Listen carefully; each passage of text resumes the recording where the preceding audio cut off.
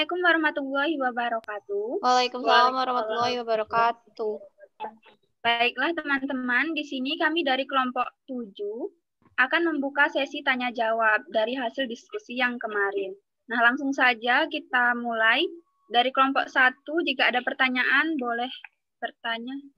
Baik, Assalamualaikum warahmatullahi wabarakatuh. Perkenalkan, nama saya Lega Cantika, perwakilan dari kelompok 1.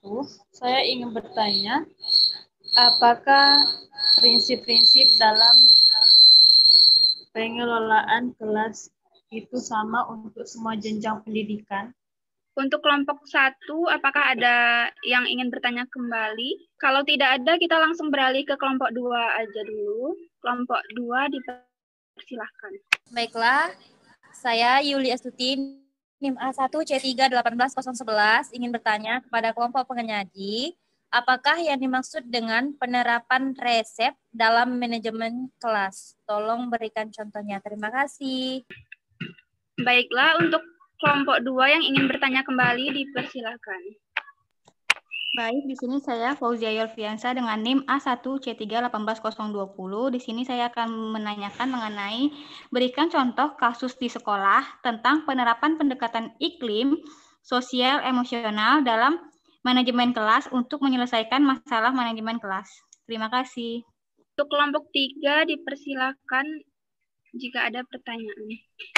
Baiklah, saya Febritia Aldila dengan NIM A1C3-18008, perwakilan dari kelompok 3 akan bertanya, dalam jenis-jenis pengelolaan kelas itu terdapat kegiatan operasional, yakni mendesain kelas. Nah, pertanyaannya, apa saja hal-hal yang harus diperhatikan dalam pengaturan ruang kelas tersebut? Terima kasih. Untuk kelompok 3 yang ingin bertanya kembali dipersilakan. Saya Wela Melisa, NIM A1C3-18001, perwakilan dari kelompok 3. Saya ingin bertanya kepada kelompok 7, yaitu salah satu tujuan dari pengelolaan kelas adalah untuk mendukung berjalannya kurikulum dan juga mendukung kegiatan pembelajarannya. Jadi, apakah ada perbedaan pengelolaan kelas pada setiap kurikulum dan bagaimana kita sebagai guru menyikapinya? Terima kasih. Baiklah, untuk selanjutnya kepada kelompok 4, jika ada yang ingin bertanya, dipersilakan. Bagaimana kelompok 4? Kita lewati aja. Selanjutnya untuk kelompok 5, kepada yang ingin bertanya. Di sini saya Lisa Ardina Putri, perwakilan dari kelompok 5.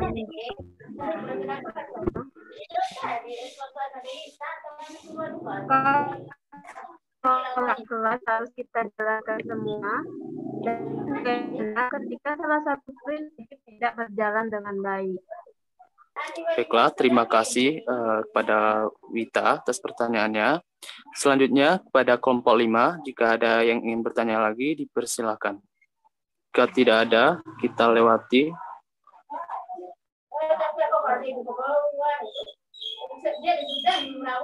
Selanjutnya untuk kelompok 6, jika ada yang ingin bertanya, dipersilakan.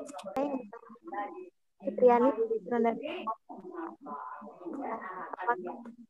pernyataan perencanaan dalam kegiatan melibatkan komponen dalam kegiatan tersebut, pelaksanaan pembelajaran, bagaimana guru dan siswa.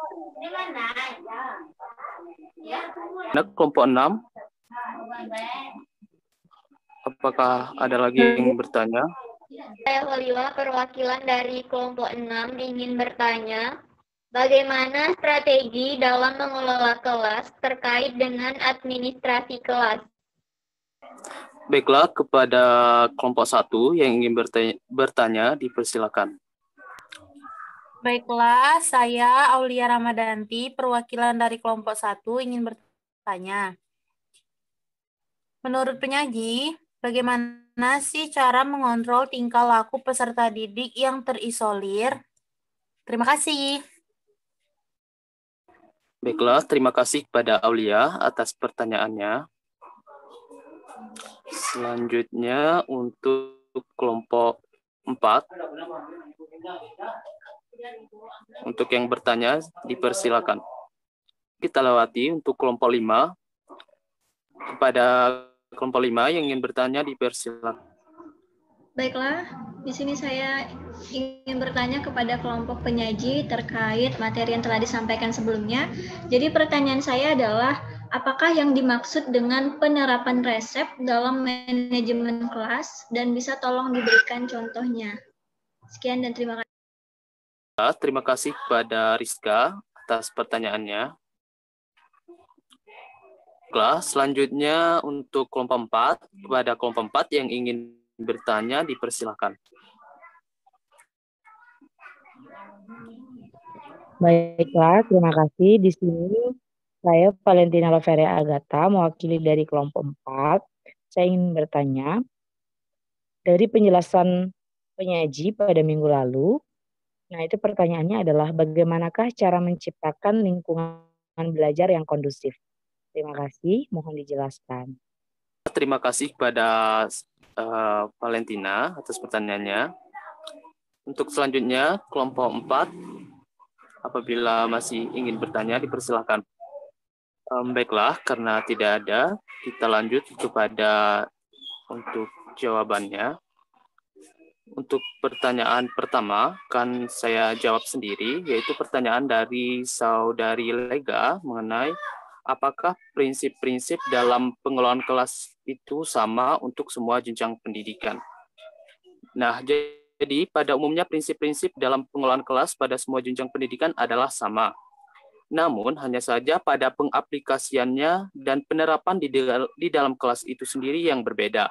Karena banyak hal yang harus kita perhatikan dalam penerapannya. Nah, faktor-faktor tersebut misalnya tingkat pendidikan, usia, jurusan, ataupun mata pelajaran. Nah, contohnya pada prinsip kehangatan dan antusias, tentunya pada jenjang pendidikan misalkan SMP ataupun SD dan juga SMA berbeda-beda. Bagaimana kedekatan guru, interaksi, dan cara mengajar itu berbeda-beda pada penerapannya. Nah, selanjutnya, misalkan pada prinsip variasi, yaitu bagaimana cara guru mengajar, metode penerapan, serta model-model yang digunakan, itu tentunya harus berbeda dari jenjang pendidikan. Nah, demikian jawaban saya. Untuk pertanyaan dari Aulia mengenai bagaimana cara mengontrol tingkah laku peserta didik yang terisolir. Nah, pertanyaan ini akan dijawab oleh Saudari Widya. Kepada Widya dipersilakan. Baiklah, di sini saya akan menjawab pertanyaan dari Saudari Aulia, di mana pertanyaannya adalah bagaimana cara mengontrol tingkah laku peserta didik yang terisolir. Nah, cara mengontrol tingkah laku peserta didik yang terisolir itu yang pertama, guru harus mendiagnostik penyebab anak tersebut menjadi terisolir dengan memantau perilaku anak tersebut setelah mendapatkan beberapa informasi, kemudian dilakukan dialog secara intensif dan kontinu. Yang kedua, guru mendorong anak untuk bergabung dalam kelompok teman sekelasnya, seperti memberi tugas kelompok, sehingga anak belajar untuk mendengarkan, berbicara, menghargai orang lain, dan belajar dengan teman sekelompoknya. Yang ketiga, guru membantu anak untuk berbaur dengan kelompoknya dan menjalin persahabatan melalui pengaturan tempat duduk. Yang keempat, guru dapat memberikan arahan kepada temannya untuk mengajaknya ngobrol dan bermain. Yang kelima, guru menggunakan metode role playing dalam artian melibatkan siswa yang terisolir tersebut dalam pembelajaran bermain peran. Yang keenam itu, guru memberikan penjelasan kepada orang tuanya mengenai perilaku anak yang terisolir tersebut dan kemudian membuat keputusan yang terbaik bersama-sama. Cukup sekian jawaban dari saya kembalikan kepada moderator. Baiklah, bagaimana kepada Saudari Aulia? Apakah ada tanggapan? Tidak, terima kasih Widya, saya sudah mengerti.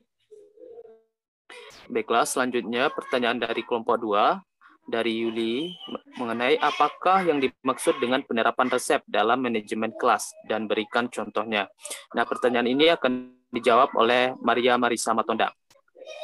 Baiklah, saya Maria Marisa Matondang akan menjawab pertanyaan dari Yuli. Apakah yang dimaksud dengan penerapan resep dalam manajemen kelas? Tolong berikan contohnya.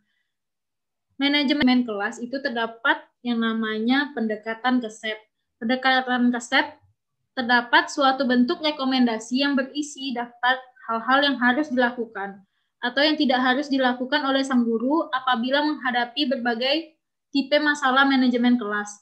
Karena daftar ini sering menggunakan resep yang cepat dan mudah, pendekatan ini dikenal dengan pendekatan buku masak. Dalam pendekatan ini, guru hanya melakukan tindakan tertentu. Jika menemui suatu masalah tertentu, guru tidak bisa menggunakan kreatifannya dalam memecahkan masalah, karena sudah dipatok dalam aturan tersebut. Contohnya, misalnya jika dalam buku resep terdapat suatu rekomendasi berupa siswa yang kurang mampu, dalam penyerapan pelajaran, maka akan diberikan bantuan dan perhatian lebih dari guru, agar tidak tertinggal dari temannya yang lain. Jika hal tersebut terjadi, maka guru akan melakukan hal yang terdapat pada rekomendasi tersebut. Guru bisa memberikan jam tambahan kepada siswa yang bersangkutan. Sekian jawaban dari saya kembalikan ke moderator. Selanjutnya, untuk kelompok 3 dari Saudari Febri, yang pertanyaannya adalah apa saja hal-hal yang harus diperhatikan dalam pengaturan ruang kelas. Nah, pertanyaan ini akan dijawab oleh Endah Febri. Kepada Endah dipersilakan. Baiklah, saya akan menjawab pertanyaan dari Febri, di mana dalam jenis-jenis pengelolaan kelas terdapat kegiatan operasional yakni mendesain kelas. Apa saja hal-hal yang harus diperhatikan dalam pengaturan ruang kelas? Nah, jadi di sini hal-hal yang harus diperhatikan dalam pengaturan kelas yakni pencahayaan, sarana dan prasarana, ukuran kelas. Kemudian juga jumlah peserta didik di dalam kelas dan ukuran kelas itu sangat penting karena jumlah peserta didik yang tidak sesuai dapat membuat KBM itu tidak nyaman dan tidak kondusif. Kemudian juga pengaturan jumlah peserta didik laki-laki dan perempuan itu juga perlu. Begitu. Terima kasih. Baiklah, bagaimana Saudari Febri atas jawabannya? Baiklah, terima kasih. Saya sudah bisa menerima jawaban dari Endah. Terima kasih, Endah. Baiklah, untuk selanjutnya pertanyaan dari Wella akan saya jawab sendiri, di mana pertanyaannya adalah apakah ada perbedaan pengelolaan kelas pada setiap kurikulum dan bagaimana kita sebagai guru menyikapinya. Nah, kita ketahui bahwa tujuan kelas merupakan tempat berlangsungnya kegiatan belajar mengajar. Jadi, kelas juga termasuk komponen dalam kurikulum yang amat penting dan perlu diperhatikan, baik itu dari segi fisik maupun situasi dan kondisi. Nah, situasi yang diharapkan ini adalah situasi yang kondusif. Nah, kita ketahui juga bahwa di pendidikan Indonesia, kurikulum kita sering berubah dan berganti.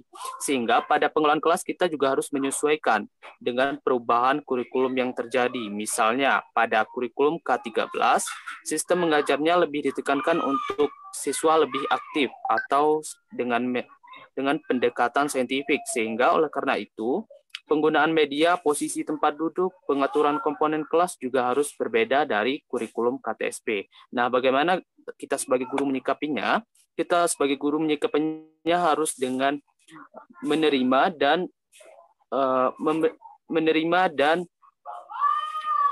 mengatur ulang bagaimana komponen-komponen pengelolaan kelas agar bisa menyesuaikan dengan kegiatan pembelajaran sesuai dengan kurikulum tersebut. Nah, bagaimana Saudari Wella atas jawabannya? Terima kasih kepada Saudara Amril atas jawabannya. Saya paham. Baiklah, untuk pertanyaan selanjutnya dari Fauzia, kelompok 2. Pertanyaan ini akan dijawab oleh Maria. Kepada Maria dipersilakan. Baiklah, di sini saya akan menjawab pertanyaan dari Fauzia. Berikan contoh kasus di sekolah tentang penerapan dan pendekatan sosio-emosional dalam manajemen kelas untuk penyelesaian masalah manajemen kelas. Contohnya, hubungan antara guru dan siswa yang berlebihan, siswa merasa bahwa guru tersebut adalah teman, sehingga tidak ada rasa hormat antara siswa dan guru. Ini disebabkan karena guru yang terlalu sabar kepada siswa, yang membuat siswa merasa bebas di depan guru. Pada kasus seperti ini, sebaiknya guru harus bisa tegas dan mengkomunikasikan kepada siswa dengan baik agar dapat dihormati oleh siswanya. Guru juga bisa menjelaskan proses dan tidak menilai pribadi, memberikan bimbingan kepada siswa, menghindari pertanyaan dan komentar yang memungkinkan memancing sikap menolak dan mengundang sikap menentang, memantau dan waspada terhadap dampak kata-kata yang disampaikan oleh siswa. Sekian, saya kembalikan ke moderator. Baiklah, bagaimana Saudari Fauzia? Apakah bisa menerima? Baik, terima kasih kepada moderator. Saya bisa menerima dan terima kasih kepada Maria Marisa Matondang. Baiklah, untuk pertanyaan selanjutnya dari Valen. Bagaimana cara menciptakan lingkungan belajar yang kondusif? Pertanyaan ini akan dijawab oleh Triwindia Ningsi. Pada Triwindia, kami persilakan. Baiklah, di sini saya akan menjawab pertanyaan dari Saudari Valen, di mana pertanyaannya adalah bagaimanakah cara menciptakan lingkungan belajar yang kondusif. Nah, menurut Mulyasa tahun 2006, dalam upaya menciptakan lingkungan pembelajaran yang kondusif bagi peserta didik, guru harus dapat memberikan kemudahan belajar kepada siswa, menyediakan berbagai sarana dan sumber belajar yang memadai, menyampaikan materi pembelajaran dan strategi pembelajaran yang memungkinkan siswa belajar. Nah, oleh karena itu, peran guru selainnya membiasakan peraturan peran dan tanggung jawab bagi setiap peserta didik terhadap tercipta lingkungan kelas yang diharapkan dan suasana lingkungan sosial kelas yang menjadikan proses pembelajaran dapat berlangsung secara bermakna. Nah, dengan terciptanya tanggung jawab bersama antara peserta didik dan guru, maka akan tercipta situasi pembelajaran yang kondusif dan bersinergi bagi semua peserta didik. Sekian jawaban dari saya kembalikan kepada moderator. Baiklah, bagaimana Saudari Valen atas jawabannya? Baiklah, terima kasih kepada penyaji. Saya sudah cukup jelas dengan jawaban yang diberikan. Saya ucapkan Baiklah, untuk selanjutnya pertanyaan dari kelompok 5 dari Wita. Nah, pertanyaan ini akan dijawab oleh apakah prinsip-prinsip dalam pengelolaan kelas harus kita jalankan semuanya dan bagaimana ketika salah satu prinsip tidak berjalan dengan baik? Tentunya prinsip-prinsip pada pengelolaan kelas harus diterapkan semuanya, sebagaimana pada pengaplikasiannya yang berbeda. Tapi prinsip ini harus dijalankan semuanya, karena ketika salah satu tidak berjalan dengan baik, maka tujuan dari pembelajaran yang efektif tidak akan sepenuhnya berhasil. Kita ketahui, pengelolaan kelas tidak hanya berupa komponen-komponen dalam kelas, tapi juga semua kegiatan di dalam kelas yang mendukung terciptanya pembelajaran yang efektif, interaksi yang aktif, dan situasi yang kondusif. Contohnya, guru sudah menggunakan prinsip variatif, di mana menggunakan metode pembelajaran, bahan pembelajaran yang menarik, media pembelajaran yang menarik, namun guru ini tidak dapat memberikan atau melakukan prinsip kehangatan dan antusias atau keluasan cara mengajar. Maka interaksi menyebabkan siswa menjadi canggung sehingga pembelajaran tidak terlaksana dengan baik, walaupun guru ini sudah menggunakan variasi yang sangat menarik. Demikian jawaban saya. Untuk pertanyaan selanjutnya, yaitu dari Rizka, mengenai apakah yang dimaksud dengan penerapan resep dalam manajemen kelas. Ini akan dijawab oleh Maria Marisa Matondang. Pada Maria, dipersilakan. Baiklah, di sini saya akan menjawab pertanyaan dari Rizka, bagaimana kriteria keberhasilan dalam menerapkan pendekatan manajemen kelas dengan pendekatan resep. Pertama, yaitu menyampaikan kurikulum dan pelajaran yang menarik, relevan, dan sesuai. Kedua, menerapkan kegiatan yang efektif. Ketiga, menyediakan daftar kegiatan rutin kelas. Keempat, menggunakan dorongan yang bermakna. Kelima, memberikan bantuan mengatasi rintangan. Selanjutnya, merencanakan perubahan lingkungan. Dan yang terakhir, mengatur kembali struktur situasi. Bagaimana Saudari Rizka, apakah bisa diterima? Baiklah, terima kasih atas jawabannya. Saya sudah dapat menerima. Oleh Widya. Pada Widya, kami persilakan. Baiklah, di sini saya akan menjawab pertanyaan dari Saudari Fitriani, di mana pertanyaannya adalah apakah pernyataan perencanaan dalam setiap kegiatan melibatkan komponen dalam kegiatan tersebut berlaku dalam perencanaan pembelajaran dan bagaimana tinjau. Baiklah, untuk pertanyaan kelompok 6 dari Saudari Fitriani akan dijawab oleh Triwindia. Kepada Triwindia, dipersilakan. Baiklah, di sini saya akan menjawab pertanyaan dari Saudari Fitriani, di mana pertanyaannya adalah apakah pernyataan perencanaan dalam setiap kegiatan melibatkan komponen dalam kegiatan tersebut berlaku dalam perencanaan pembelajaran, bagaimana tinjauan dari aspek guru dan siswa. Sama halnya pada setiap perencanaan, semua komponen tentu terlibat dalam kegiatan tersebut. Begitu pula dalam perencanaan pembelajaran, di mana guru sebagai penyampai materi pembelajaran memiliki multiperan, seperti penulis skenario, aktor, sekaligus sutradara dalam pembelajaran yang dilakukan. Nah, dari aspek guru, yang harus ditampilkan dalam pembelajaran tidaknya dapat terkondisikan dengan alokasi waktu yang tersedia. Ketersediaan waktu menjadi penentu agar pembelajaran yang disampaikan dapat diterima dengan baik oleh peserta didik. Dalam kata lain, indikator ketercapaian kompetensi telah terukur dan mampu menggambarkan tingkat kepemahaman dari peserta didik. Guru harus mampu mengajak siswa tertarik dengan pelajaran yang diberikan melalui inovasi kreatif dalam mengajar. Misalnya, menggunakan metode kunjungan ke objek yang terkait dengan materi ajar. Nah, dari aspek siswa, komponen pembelajaran yang dibutuhkan siswa setidaknya telah tersedia media pembelajaran yang menarik dan relevan dengan materi ajar yang sedang diberikan. Nah, kesesuaian ini akan menumbuhkan motivasi dan semangat siswa dalam mengikuti pembelajaran. Pada akhirnya, siswa itu akan dengan mudah menyerap pembelajaran yang sedang diberikan, sehingga pembelajaran yang dilaksanakan berjalan dengan efektif karena mampu mengarahkan siswa untuk paham dengan materi pembelajaran. Sekian jawaban dari saya kembalikan kepada moderator. Baiklah, untuk pertanyaan selanjutnya dari kelompok 6 dari Kolila akan dijawab oleh Endah Febri. Baiklah, di sini saya akan menjawab pertanyaan dari Kolila, di mana pertanyaannya bagaimana strategi dalam mengelola kelas terkait dengan administrasi kelas. Jadi di sini, sebelum terlaksananya kegiatan belajar mengajar, perlu diadakannya perencanaan kelas seperti pengadaan kebersihan kelas, pengadaan uang kas. Kemudian diadakan juga pembentukan struktur organisasi kelas dan juga jadwal piket. Selanjutnya, siswa diarahkan untuk melaksanakan tugasnya masing-masing dan dikoordinasi. Jadi, saat kegiatan belajar berlangsung, tidak ada lagi kendala karena telah dilakukan pembentukan struktur organisasi. Mbak, bentar, Mbak. Bentar deh. Bentar, bedin dulu. Bentar deh. Baiklah, di sini saya akan menjawab pertanyaan dari Kolila, di mana pertanyaannya yaitu bagaimana strategi dalam mengelola kelas terkait dengan administrasi kelas. Jadi, sebelum terlaksananya kegiatan belajar mengajar, perlu diadakannya perencanaan kelas seperti pengelolaan kebersihan kelas, pengadaan uang kas. Kemudian diadakan pembentukan struktur organisasi kelas dan juga jadwal piket. Selanjutnya, siswa diarahkan untuk melaksanakan tugasnya masing-masing dan dikoordinasi. Jadi, saat kegiatan belajar berlangsung, tidak ada lagi kendala karena sudah dilakukan pembentukan struktur organisasi. Jadi, kemudian masalah absensi tidak mengganggu waktu mengajar karena adanya ketua kelas dan sekretaris yang langsung melaporkan apabila ada siswa yang tidak hadir. Baiklah, jawaban saya sekian. Baiklah, terima kasih kepada Saudari Endah atas jawabannya. Nah, demikianlah sesi tanya jawab kita kali ini dari kelompok 7 mengenai pengelolaan kelas. Kami mohon maaf apabila terdapat kekurangan dan kesalahan. Dan kami tutup dengan wassalamualaikum warahmatullahi wabarakatuh.